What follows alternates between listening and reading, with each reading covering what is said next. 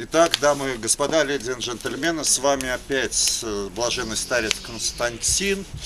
И мы прибыли на стоянку тайных учеников великого мага-наемника графа Нагорного. В этом дивном ущелье, которое называется Цей, что в переводе значит «Центр экспериментальной йоги». Это название ученики придумали не случайно.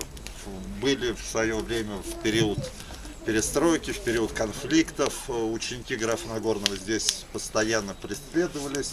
И чтобы как-то легализоваться, было вот организовано это место с этим дивным горным ущельем, где они продолжали эксперименты с недвижимостью, эксперименты с логистикой, эксперименты с самыми разными социальными явлениями. Собственно, ближайший аналог ЦЕЯ – это школа экспериментальной психологии в Нижнем Новгороде. Собственно, откуда граф Нагорнов происходил родом из старой дворянской семьи.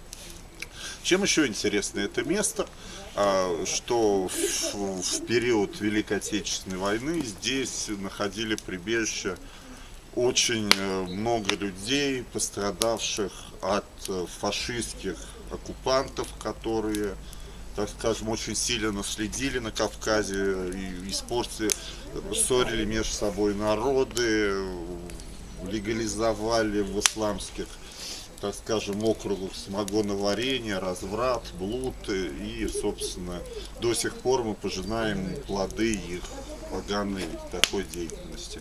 Здесь, в этом удивительном месте, люди находили приют, ученики великого графа Нагорного помогали им адаптироваться, и, собственно, они цивилизовали и облагородили это дивное место. И до сих пор сюда приезжает такая достаточно презентабельная турбаза, без всякого шика, так скажем, без всякого, как говорится, понта, но как бы это место дивно само по себе своей энергетикой, своей памятью о великом графе, великом учителе. Продолжение следует.